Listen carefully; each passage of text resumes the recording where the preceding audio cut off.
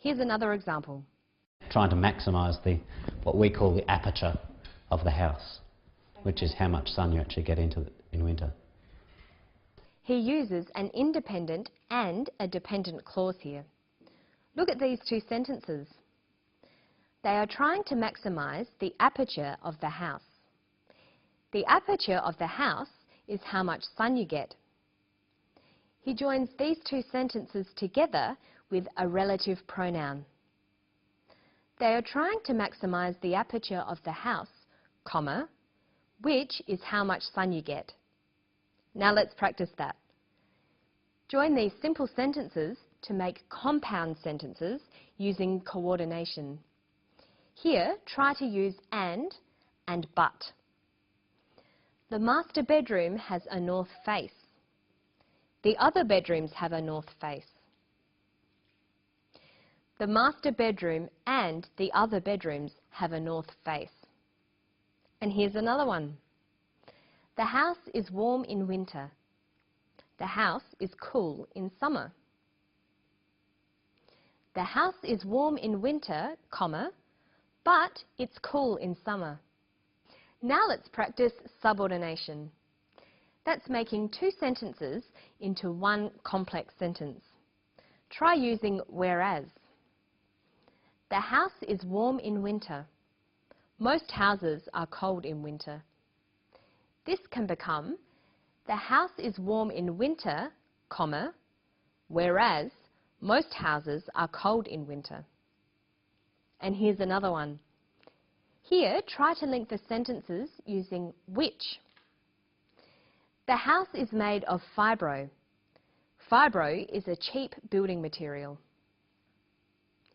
The house is made of fibro, which is a cheap building material. You'll need to practice forming simple, compound and complex sentences. There are many ways to do it and many different ways of punctuating. This is very important for your written work. And that's all for today. I'll see you next time on Study English. Bye-bye.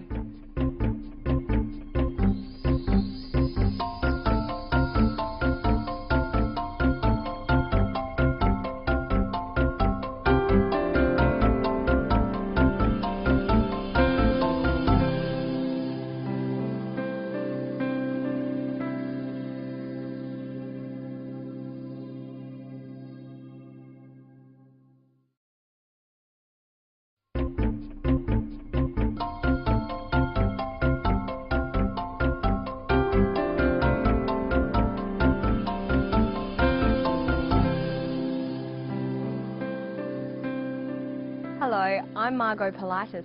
Welcome to Study English IELTS Preparation. Today we're going to look at ways to talk about something that's happened in the past. And we'll also have a look at ways to form compound and complex sentences. First, we're going to listen to a woman talk about a dramatic event in her past.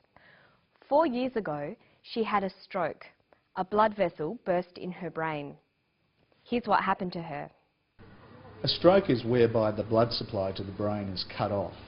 The major signs of having had a stroke that most people would equate with is weakness. So paralysis of an arm, leg or face.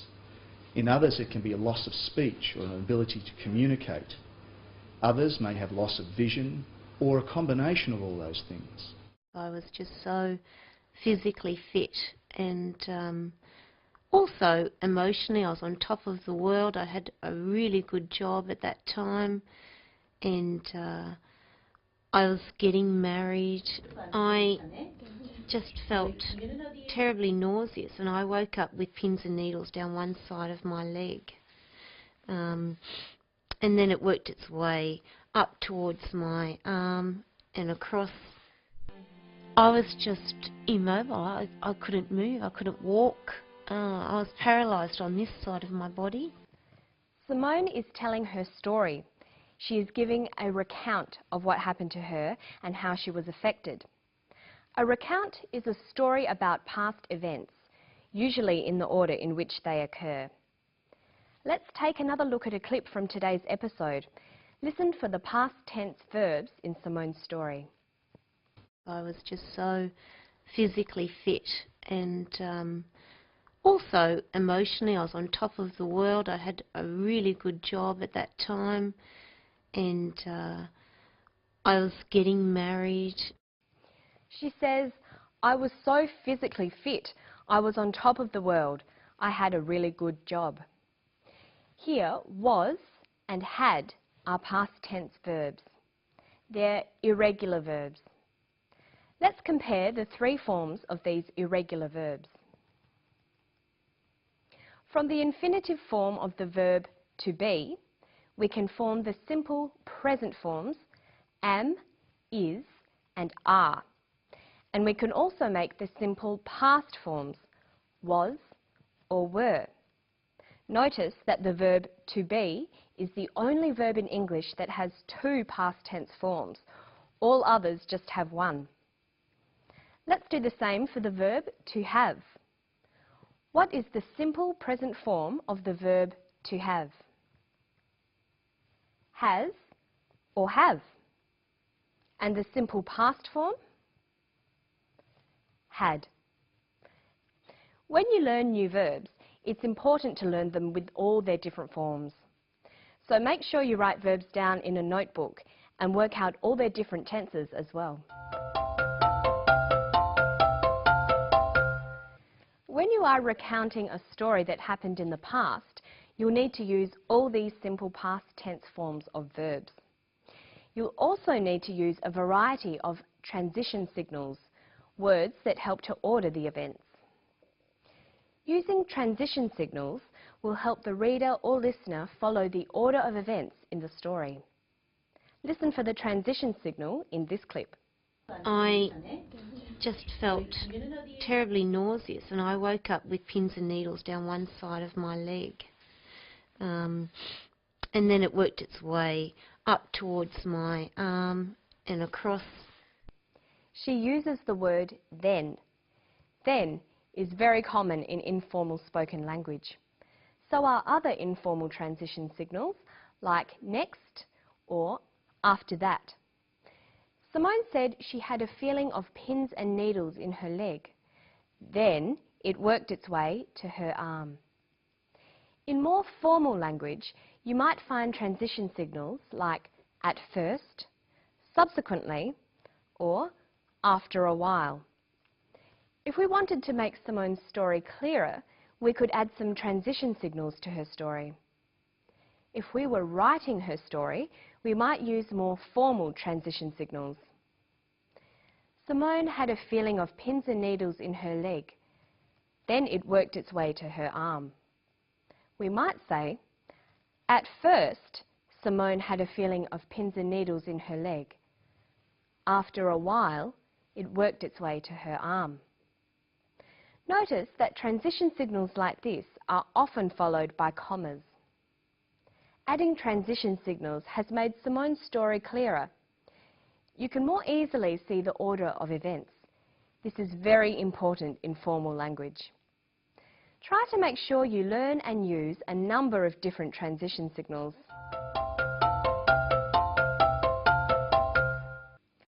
Now let's have another listen to a clip of Simone talking about her illness. Pay attention to the type of sentences that Simone uses. Are the sentences simple, compound, or complex? It worked its way up towards my arm and across. I was just immobile. I couldn't move. I couldn't walk. I was paralysed on this side of my body. Most of the sentences that Simone uses are simple sentences. If we wanted to write an account of Simone's illness, we could join up some of these sentences to make compound and complex sentences. We form compound and complex sentences by joining simple sentences and phrases together. Simone says, I was just immobile. I couldn't move. I couldn't walk. But we could edit this to say, I was just immobile. I couldn't move or walk. Or, I was just immobile. I could neither move nor walk. Okay, now let's finish with a quick look at the words used in the clip. Listen to the clip one more time and then we'll talk about a quick way to build your vocabulary. Listen again. I was just immobile. I couldn't move. I couldn't walk. I was paralysed on this side of my body. Simone says she was immobile. The prefix im is used to make the opposites of words beginning with M or P. Im means not. So immobile is the opposite of mobile. It means not mobile. So we can have mobile and immobile, mature and immature, polite and impolite, patient and impatient. Knowing the opposites of words is very important. Many words just have a different word that means the opposite, like hot, cold, happy, sad, in, out, up, down. But other words take prefixes that mean not, like un, dis, in. Listen to some of the clip again, then we'll look at how a few more opposites are formed. The major signs of having had a stroke that most people would equate with is weakness. So paralysis of an arm, leg or face. In others it can be a loss of speech or an ability to communicate. He says a sign of a stroke can be an inability to communicate. He uses the in prefix, meaning not. Inability means not having the ability. And here's a few more opposites. She says she was physically fit, emotionally on top of the world. The opposite of fit is unfit. The opposite of emotionally is unemotionally. A great tip is to try to find words with opposite meanings. Some words have several meanings, so they have several opposites as well. A good thesaurus will really help you with this. And that's all from me today. Don't forget to practice forming compound and complex sentences, and remember to practice reading and writing in English every day. I'll see you next time on Study English. Bye.